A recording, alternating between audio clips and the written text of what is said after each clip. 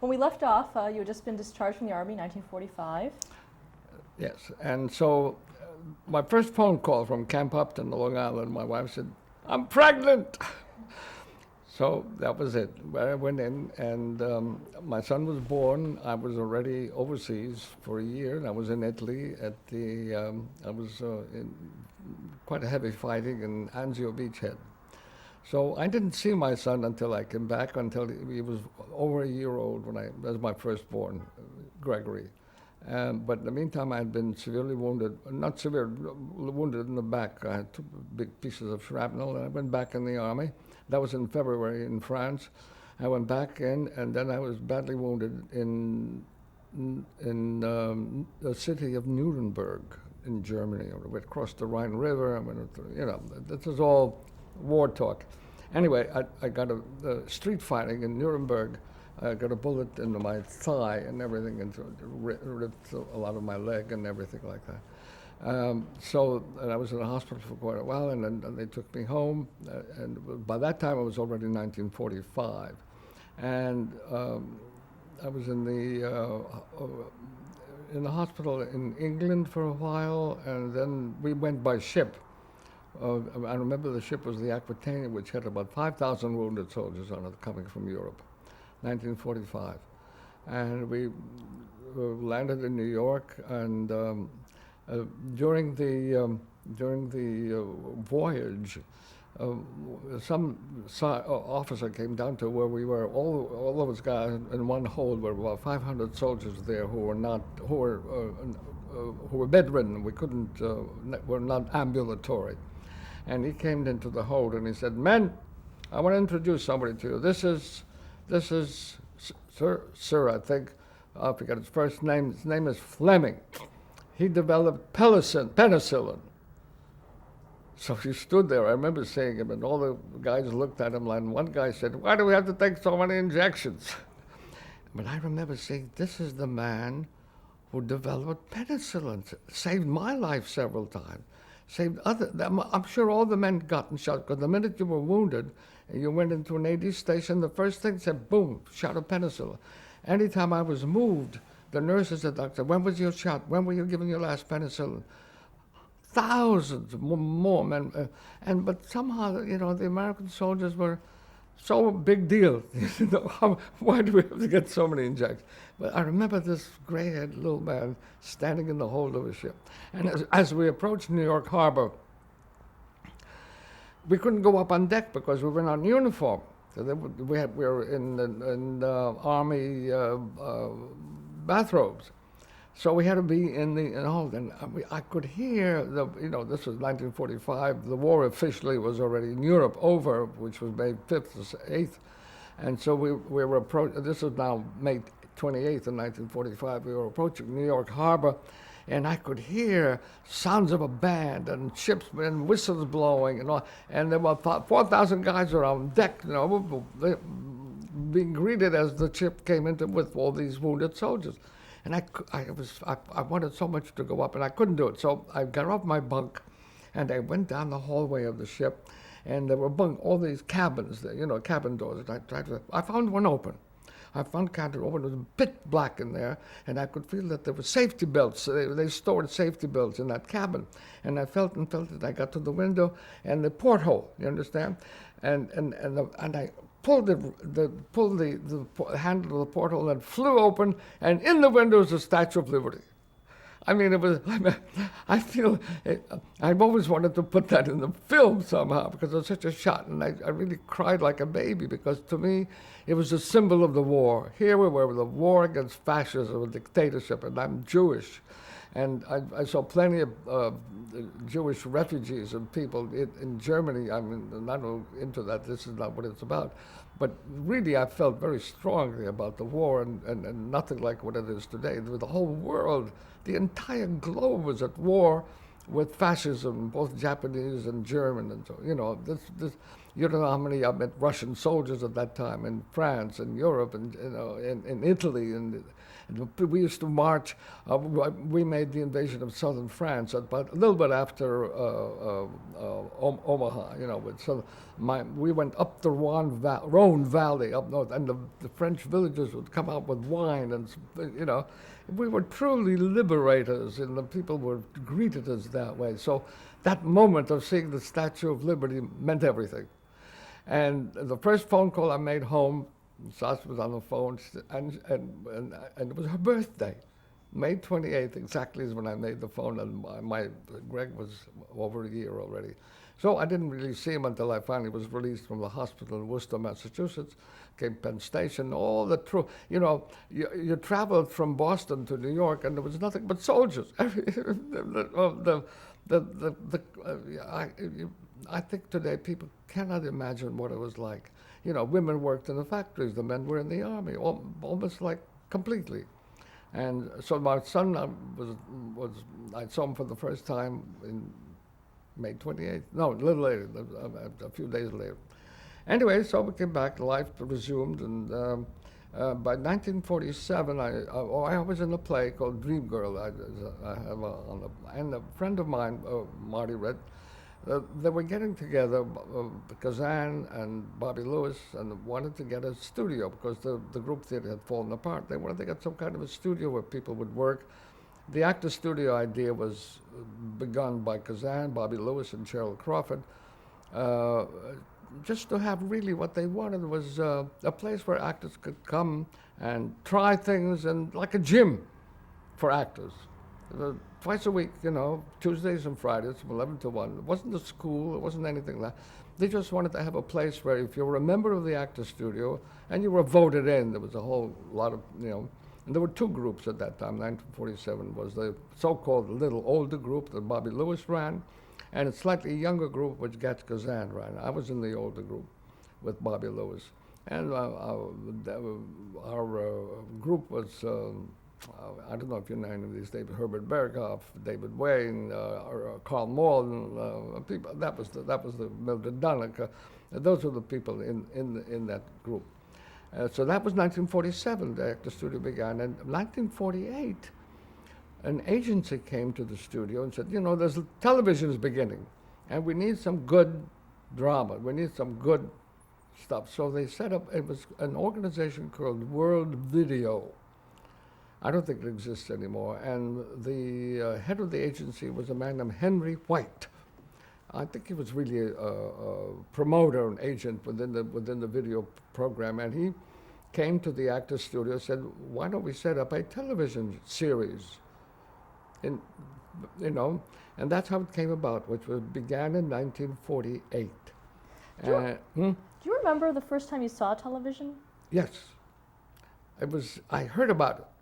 And a friend of mine, we were living on 97th Street, and she said, I got a little box. And I went over and I saw this little box, black and white, and it was incredible. I looked at it and said, I remember seeing that. I remember seeing there were some stores were already having little video, radio stores, not Radio Shack, they didn't exist yet, but I remember seeing that's remarkable. And to me, it became, there's something about television that's hooked me, the theater was fine, it was 3,000 years old, but there's something about the television, so that when they came to offer a television program, I wanted to be part of it immediately. And already being I was known around, so the neighborhood playhouse, I was been to Canada, people knew about it, I got prizes and everything.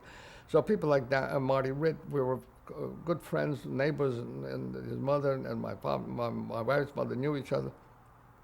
He called me up, he said, "Listen, we're getting together. Go see Bobby Lewis." So I was working in a camp, my wife and I in a camp in 1947 called Camp Unity, which was where I acted and directed and danced everything for every weekend. It was a real summer camp where we did everything there. That's for adults? Yeah, for adults. Yeah, an adult labor camp, sort of, And so I went to see Bobby Lewis, and he said, "Yeah, we're going to be, want to be part of the company." So that's how it began. And then when the television office offered, I was in the very first program acting. I have a picture, but I can't find it. It was a play by Tennessee Williams called The Madonna, with Jessica Tandy, Edward Binns, myself, and Hume Cronin directed, and that was the first television we were in. And Don Hammer, I think he's gone since then. That was the first one. Do you remember what it was about? It was really a forerunner of Streetcar Named Desire. The Madonna, the woman, was the same character as in the Streetcar. What's her name?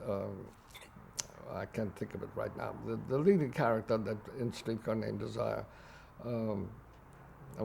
I can't think of it right. Memory goes, Anyway. Stella or Blanche? Stella or Blanche? No, Blanche. Thank you very much, Blanche. The Madonna, the name of the play is a one-act play of Tennessee Williams called The Portrait of a Madonna. It's in a book. You can get 27 Wagons Full of Cotton. That's a collection of one-act plays in 27, and Tennessee Williams one-act play. And it was live, of course. Live, we acted it live. And then the second one was directed by Sanford Meisner. It was an all-male cast. And the third one I directed. What was the format of the series? The format was very simple. Mark Connolly, who was a well-known writer and authority on theater history, was the sort of would tell what the play. He was the narrator for the program, and then we did the play straight. It was 27, 28 minutes live theater, live television. We're at ABC. First it started at NBC. There was no ABC. It was first at NBC, then the ABC opened at 49 or 40, 50, and then we moved to ABC. And I have the material here. We did a whole year and almost 2 years of Actor Studio, and I directed, about 24, 25 of those programs. And they were all completely live. And I didn't know till 10, 15 years ago that some of them were recorded. I have 2 programs that were recorded that I had directed because, it was completely live. And the atmosphere of live television was extraordinary. I tell you what it was that captured my imagination mostly about doing television. Here we are from the theater, on the stage. Acting is wonderful, I love it, directing. But here, you had the opportunity of editing and staging at the same time. This was a unique experience in the world, really, because movies is single camera production, right? The whole concept of editing with a single camera has a whole mystique, right? You can't go from a 2-shot to a 2-shot. You have to go to a close-up, back to a 2. There was a whole, you had to have a master shot, then you got a cover shot. But here you were using 3 and maybe 4 cameras at the same time. How do you do that? How do you stage it? And we literally explored it. I would call up Yul Brynner, who was then the director on CBS. I said, "How the hell did you do that show?" "Well, I did this and did that." Then I would repeat. They would call me, "How did you do that shot? How did you get that transition?" We discovered how to do television from 1948 to 1952. It was all completely live. And the excitement of editing and staging at the same time was extraordinary. It was so challenging. It was so creatively inspiring, because here you are, I'm doing a play with 3 actors, and right away I say, well, now it's going to be 2-shot when they go over here, and the acting and staging at the same time. You got to play this because I'm going to cut 2-shot, and the actors were all involved with us because the concept was so new. What about acting technique itself for television? Well, the acting technique was no different than it was on the stage or movies, except it was together. You did not have the problem of being, I got to do this only for the close-up, because it all came within the scene. So the acting technique was more theater than it was film, I would say, except that you had to be on a lower level. Since the projection, the microphone, everything was close, but they were all theater people. Everybody was, I remember the people I had on my first show was the people like Mildred Duddock, Mildred Natwick, and well-known theater people who were part of the Actors Studio and others. And they were fascinated by the whole thing because people who had been in film sometimes say, well, what about the close-up? I said, it's going to be part of the scene. Don't worry about it. I'm cutting from a two-shot to a close-up, and while you're playing the scene. Oh, I see, because in the film you stop and you do the close-up, where the thing really tells. So that whole live television process was challenging, interesting, different from anything that anybody's experienced. I think we were the first ones in the world to really do that. And I got to tell you that at one point, we got together, some of us directors, and we figured out, there was a well-known director, Alex Siegel, I don't know if you know, he used to teach at Carnegie Mellon, and he was, because what we did at the beginning, I got to tell you, how we became acquainted with Alex Siegel, because the network did not trust the stage director to do the television. So what would happen at the beginning is I would stage in the studio, we rehearsed for maybe 10 days, a half-hour show, right? And I would stage it for television as I saw fit, you know. The producer was a man named Donald Davis, who had been a playwright himself, and his father was a playwright. And Donald Davis was a remarkable person. We were great friends for many years after that because he was truly a producer that one worshipped, because he was there to help you and to really lead you and to tell you when you went off and when you were wrong in a creative way and not in a super production way. We were friends. And so Alex Siegel was the television director. So I would stage the show. Then Alex would come to the studio and see what I had done, what the script. Then he and I and Donald Davis would get together with a floor plan of the studio and where the cameras go and where the cables go and where the sets are. There may be 4 or 5 sets within the show, a half-hour set. And we would go through the script, shot by shot, discussing how it's being done and how I had staged it. And Alex would say, well, David, I don't think this would work for a 2-shot. You may have to move it. Well, the moving thing was also a problem because you had to know how to deal with the camera as the actors moved. Then we would come back to the studio, and now Alex would run the rehearsal with me side by side, and I would perhaps restage according to our decisions the night before how it would be now, because of the decision we had made about the camera work. And then we would go into the studio. Alex was in the control room, and if anything that had to do with the actors, I would go on the floor and say, listen, you got to wait before you stand up. Wait 2 lines before you stand up, or move, or you got to look quite, whatever adjustment actors had to make for the demands of the camera, I would take care of, and Alex would adjust maybe design the camera procedure. And it was a completely cooperative procedure. I've never experienced anything like it since, many people, it was for a whole year, we learned how to do television. Donald Davis, the producer, Alex Siegel, the television director, and me and Marty and Daniel, Danny Mann became also, because they were members of the Actors Studio, also did, but I did a great many of the shows. At the end of the first year, we got the Peabody Award. The Actors Studio got the Peabody Award for the best dramatic show of the year. I don't know how many there were around in 1948, that was it. After a year, we went on, then we could never sell it. They tried, BBD, was the agency for it. We could never get commercials for it. And do you know why? Donald Davis came to the studio one day, they got us all together, said, you know why we can't sell commercials? We're too good. Literally, the agency said, we can't sell the show because the agency that wants to advertise Kleenex knows that the people who watch the show aren't going to change their minds. That was the attitude. The shows are too good. It had to. There was no sex, no violence.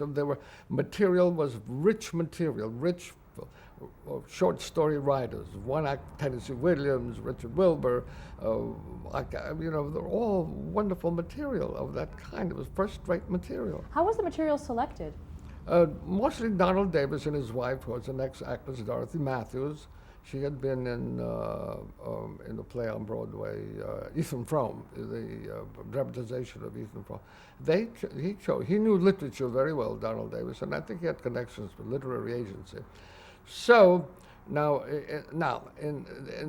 the agency dropped this, and the Actors Studio had to drop it, but it moved to CBS, where CBS said, you want to direct, you go into control room, you direct. No television, the director directs, period. And I remember Donald Davis called me on the phone and said, David, we're going to do this. You want to do it? You're going to be and I was ready. I already knew how to do it without Alex Siegel, so to speak.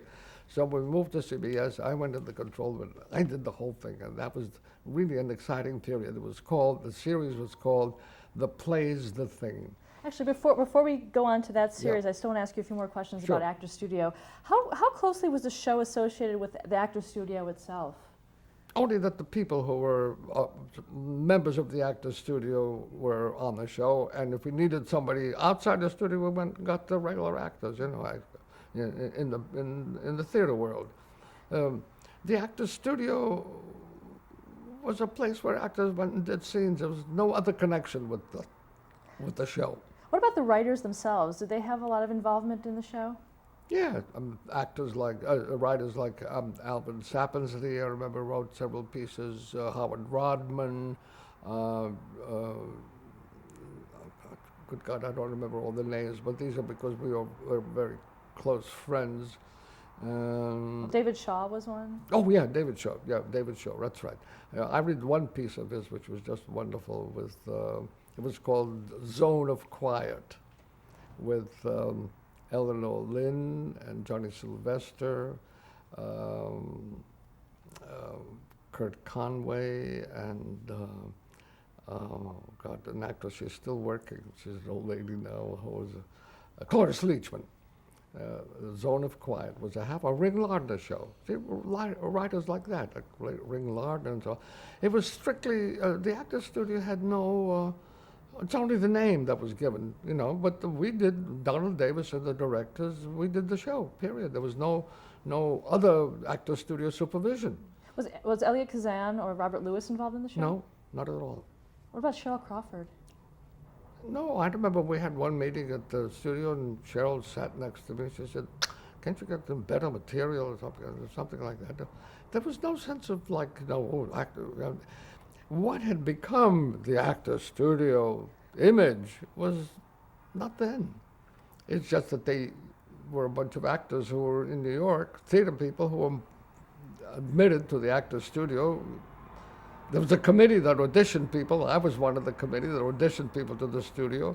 By now it's 800, 900 members of the studio, and it doesn't mean anything, really. There's no particular. Strasberg came in later and became part of the Actors Studio. That's a whole other story. But and Marlon was part of. Brando was in the class. Also, one of the years I conducted one of the groups. There were always two groups. Now, not anymore.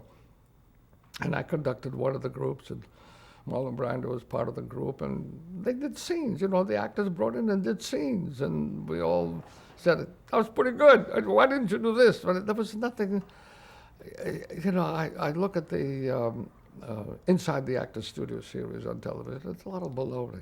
I'm sorry to use those words, because what's interesting is what actors like Meryl Streep and others talk about how they work. And they were, most of them, like Marlon Brando, was a student of Stella Adler. Many of the actors were students of Sanford Meisner, or my students, or Stella Adler. And the studio was not a school. It never is. It never was. And it's not. It's a place. It's a gym. There's a director's unit now and a writer's unit, and I can come and say, "Hey, I want to try this one-act play," and I probably can get rehearsal space and do. Inside the Actors Studio, give us the image in the television series. I know some kind of a temple image of the Actors Studio, and it's not. What the actors tell about their own experience is wonderful, De Niro and for instance, Anthony Hopkins. He may have spent a couple of weekends at the Actors Studio. I don't know, but there was no and never is no training. You know, once in a while I go to the Actors Studio on a session.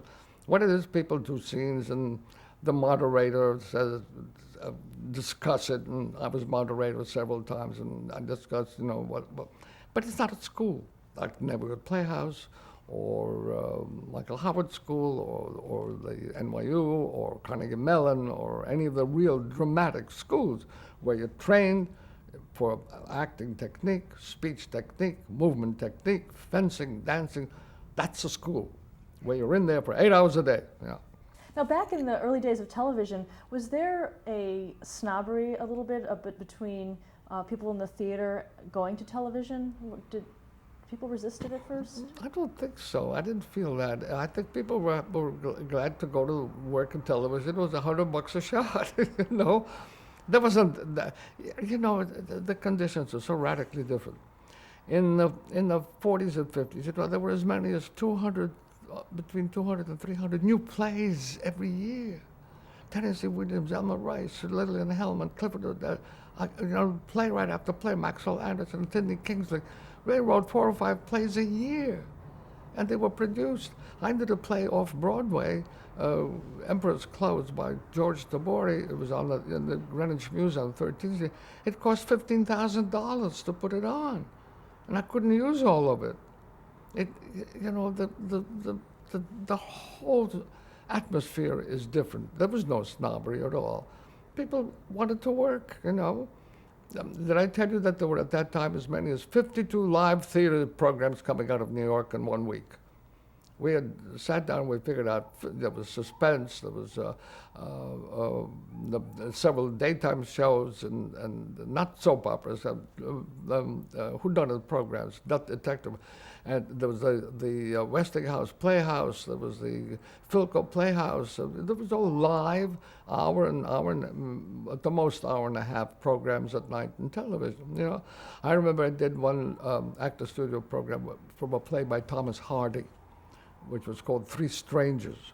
And my wife and a friend of ours were watching it live. I came from the studio. I said, how was it? It was great, you know. And I remember seeing tape for the first time. We were teaching at Boston University in 1954 to 59. And in 1955, we decided to do something in television from the theater department of Boston University. So I had to go to MIT, you know, the Massachusetts, where they had technology, television technology, to talk about getting cameramen and cameramans to do together Boston University and MIT. And I went to MIT, and they sent me to the master control room, and I had to talk to several guys about loaning, doing equipment, getting equipment. And there were several monitors on, and I looked at one monitor, and they were doing some kind of chemical experiment. This is MIT, you know, black and white television experiment. And I'm looking at it fine. So then a few minutes later, I looked at another monitor, and they were doing the same thing over again. So I asked the guy, I said, listen, didn't they just do it on the air? Why are they doing this again? He said, oh, no, that's tape. Tape? So what do you mean tape? I knew about audio tape, you know. He said, it's videotape. I said, it can't be. How do they do it? He said, well, we have developed a videotape which is 2 inches wide. This videotape is 2 inches wide.